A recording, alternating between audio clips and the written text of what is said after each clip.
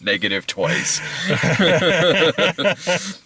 Excuse me while I put my gloves on. Actually, hang on. There's something I really want to get to before I forget, and it's about the movie. This movie takes place in Chicago, and there is a scene. I love Chicago. I'm in Chicago all the time. There's a scene in this movie where two characters are stuck outside on a rooftop in downtown Chicago on the high floor of a pretty fucking tall-ass downtown Chicago building during a blizzard. And this is obviously a winter movie. And the two characters are no coats or anything and are reacting as if it's just like a brisk, like, I don't know, maybe 40, 50 degrees outside. They're smoking a joint and everything's perfectly fine in winter in Chicago during a blizzard with no coats on the top of a fucking skyscraper. No. That is the most unrealistic thing in this entire film. Yeah. In this entire movie. Yeah. Okay, so we saw Office Christmas Party. Meh. Yeah. I mean, it does have some laughs to it. It does, because it has a talented cast. And this movie never lifts a finger to go beyond mildly passable. Yeah. It never does anything extra at all. It's just, we got a bunch of funny people to be in the movie, so of course there's going to be some laughs in it. But beyond that, nothing extra. Nothing. Just Jason Bateman plays the sarcastic guy. There's a surprise, right? Yeah. T.J. Miller's the party guy. Rob Corddry's Rob Corddry. Kate McKinnon is weird. Olivia Munn's miscast. That's typical. Yeah. So everyone's filling their jobs. There's a couple performances that really do stand out strong in this movie. And it's not that the people who are playing what you're usually used to seeing them play in movies, like Jason Bateman. He's not bad in the movie because he's great at playing that part. T.J. Miller's a guy who I find very funny. But they're just being what... Yeah, they're going through their motions. Yeah, that's exactly what this movie is doing. And it never, ever, ever wants to go beyond that. No, and we were talking before the movie that this Christmas get-together party kind of thing is going to be a thing. Uh-huh. And now, after seeing this, it's going to be a thing. I'm more convinced now than ever. I'm fine with that as long as the movie's really good. I mean, this is a movie that honestly could have been a great comedy. It could have. The plot synopsis is perfectly fine. It definitely has the cast. This is a movie that if it had... I don't know, if it had like who's someone who could really have done something with this? I mean, if it had like a Wes Anderson behind it or something like that, I don't know. Wes Anderson's Office Christmas Party. I would actually kind of like to see that, honestly, because there were some slow motion shots in this movie where I was like, oh yeah, I could see someone maybe tackling this, but if it was more risky business, like, if it was a little more something like that, where there's something a little grounded in the film, maybe. I mean, maybe Wes Anderson's a bad example, but I don't know, just someone who could sink their teeth into this film. Yeah, well, this is one of those that I think that they let the actors just kind of do their own thing. Yeah. And of course, I mean, we didn't stay for all of them, but of course there was like bloopers at the end of the movie. Mm-hmm. And I'm guessing there was probably at least one time on there where it was going through 5 or 6, 7 takes where it was someone saying the same line. Uh-huh. Oh, let's try it this way. Let's try it this way, and just trying new things. But you've seen it before. You've seen this movie before. Maybe not the same. Maybe not the same premise, but it's just you get a bunch of talented people, throw it all against the wall.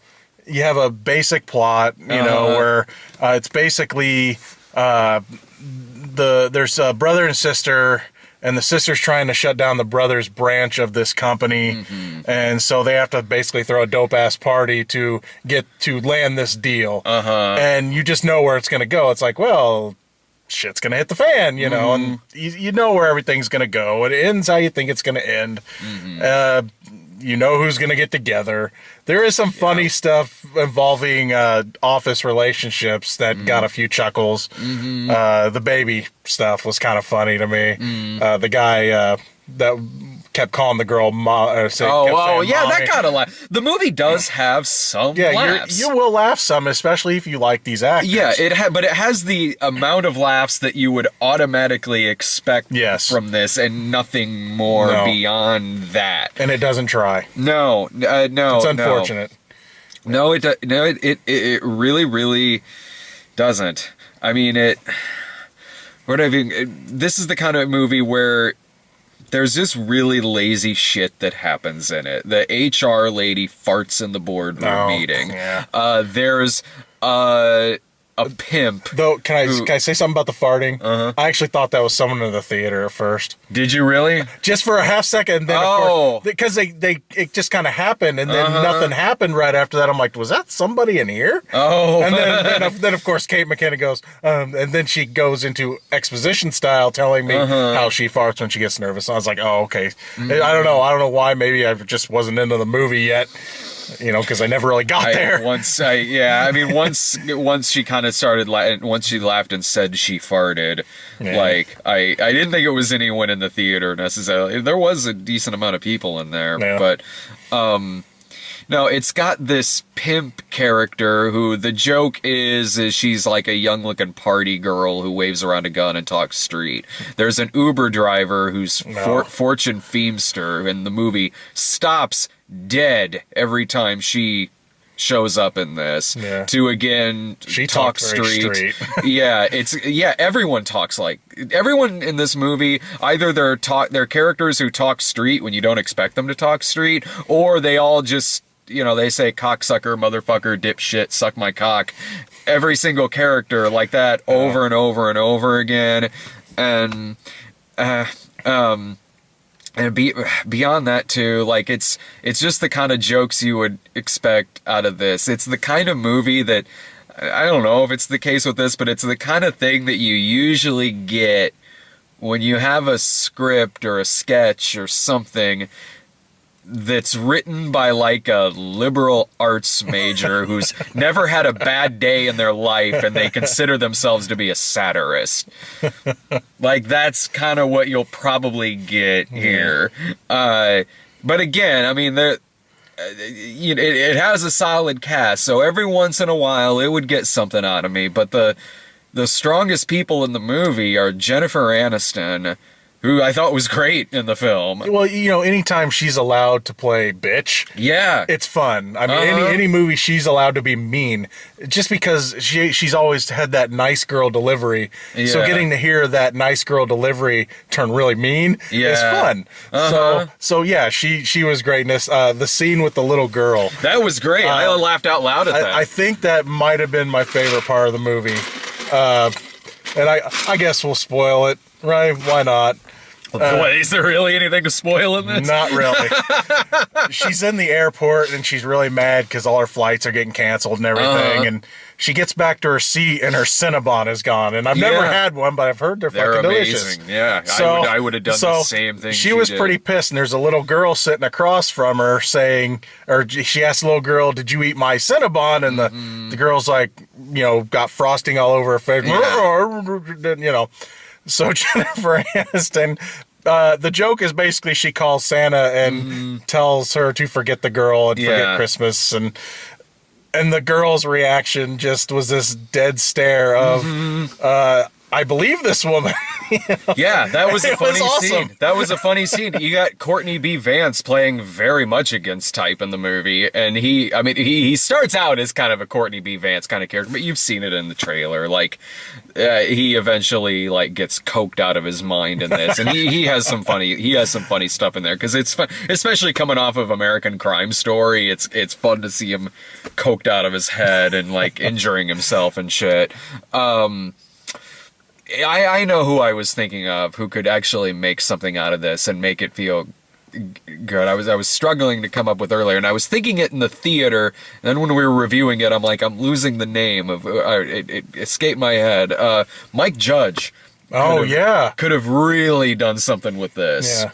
I think he would have fleshed out the characters just a little more. Oh yeah, because the characters in this movie are, when they're not the usual type of characters that you see from like Jason Bateman or T.J. Miller or people like that, they're sketch characters. You know, there's the dweeby guy who tells everyone he has a girlfriend, but he really doesn't, so he gets a prostitute. The prostitute shows up and just gives everybody hand jobs. And Kate McKinnon is just...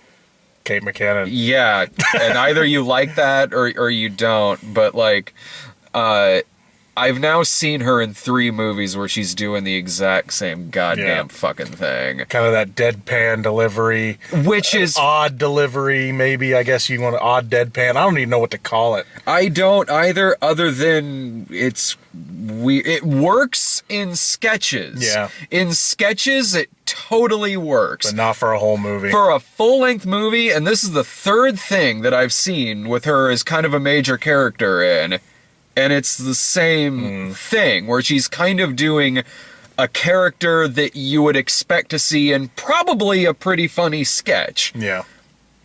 But in a full-length movie, and I'm seeing this, what's going through my head is this person a robot? And someone spilled a drink on their circuits and they're malfunctioning? Like, it's odd and weird, and like, you know what, a lot of people like it when she does that in movies, but it hasn't landed for me yet. But when I see her in sketches, she's very funny. Yeah. Because stuff like this works in a sketch. Yeah. And in this, and look, I know people play similar characters in comedies all the time. I mean, Jason Bateman, it's different when it's a character you like. Yeah. It is. Then you don't kind of mind seeing it again. But with Jason Bateman, though, regardless of the fact that Jason Bateman has played a similar kind of smarmy, sarcastic character like this, that feels like a person that would exist in real life. Right. Well, with Jason Bateman, though, you've seen range from him. Totally. So when you've seen range from an actor like Jason Bateman, like The Gift. Yeah, like The Gift was what I was going to allude to. You've seen that range. You can allow them to go back to the wheelhouse. Go back to that sarcastic character. That Spelling Bee movie, was it Bad Words? I love that movie. That was a really damn good movie. And he's basically kind of the same sarcastic kind of character. He is, but a lot darker in that. Yeah. Like, it's a much darker, more heavily R-rated version. I don't mean he was that bad, like, mean, but he was just that sarcastic. I'm the sarcastic one, But in a much more vulgar movie. Not that, I mean, this movie's vulgar too, but Jason Bateman is definitely the straight man in this movie. But he is a lot. I'm just saying, though, if you say, he can go back to that because he's done other things, but then you got someone like Kate McKinnon who hasn't done anything else yet. Well, maybe she hasn't, I just haven't seen it. But I know the same, I've seen the same movies you've seen her in this year. Yeah, but I mean, I don't know if maybe she's popped up and what I'm saying is some other stuff. Is that, I haven't seen anything else other than Saturday Night Live and then what she's been in this year that I can think of. She got more laughs out of me out of this than in Masterminds and Ghostbusters. Yeah. Well, the idiot in me enjoyed Masterminds, but she was definitely, I thought she was okay. She played that little bit part of hers okay. Yeah. I thought the clothing the clothing store fight was kind of funny, but she did not help to really carry that movie either. Ghostbusters, I sat there like, I don't know what your deal is. Like, what is happening? Why are you this nuts? Yeah, honestly, like I need just a little more context for the nuttiness. A little, fucking slightly. Yeah, I look forward to seeing her, if it happens, seeing her do something different. Because I'd like to see her do something different. No, I would too. And if that happens, and then you can go back to She clearly has talent. She definitely has talent. If I saw the character that she played in this movie in a 5-minute sketch where she's God, I mean, a sketch TV writer could write a sketch with this character in their sleep. The goofy HR lady, you know, that, okay, I'm sure that's been done 800 times on a SNL type show, but even with that being said, like, I could see that character working with that same exact performance in something that's about 5 minutes long. And that would be more than enough. Yeah, totally. And then SNL would bring it back about 500 times. And then when she guest starred later on, if she became bigger, you know, they would. Yeah, exactly. I don't know what else to say about the movie. There's nothing to say. It's gonna be this. It's gonna be the typical. If you saw what was the Seth Rogen movie from last year, The Night Before? Right? Dave and Brian liked that one a lot. You know, I thought that movie was okay for what it was. I mean, of course, Seth Rogen gets high. All the, you know, it's all the same tropes and everything. But if you've seen something like that and enjoy it, you probably enjoy this. You're not going to get anything special out of this. I didn't get anything special out of that one. I thought it was okay, and I didn't get really anything special out of this one either. I wanted it to be better. Yeah. I wouldn't go to the theater to see it. No, this is a movie that I laughed enough for me to say it would be worth a rental. Yeah. Or a Netflix watch or something like that.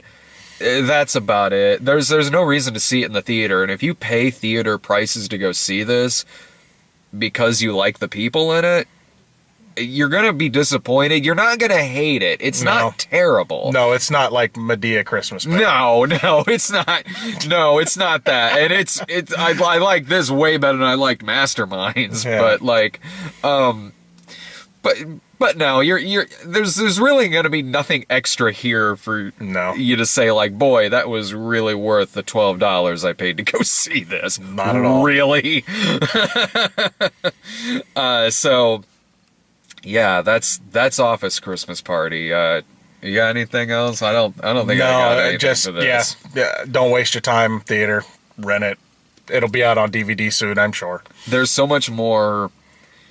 There's so many better party movies that you can see, like shenanigans movies, because I do generally like shenanigans movies where they're gonna do whatever the fuck they want. There's absolutely no legal repercussions whatsoever, and there's not in this film. No. This movie ends with like a drunk driving chase with a crash that knocks out the internet in Chicago, and he just walks out of the hospital the next day like, oh well, nothing happened. You go about your day, you like, and you know what? That's fine. Like shenanigans movies can be fucking hilarious, but there's better ones you could be watching. You could be watching you could be watching Weird Science, Revenge of the Nerds, which I mean the whole some of the plot of this movie is kind of like in Revenge of the Nerds when they threw the party to impress the lamb to impress Bernie Casey.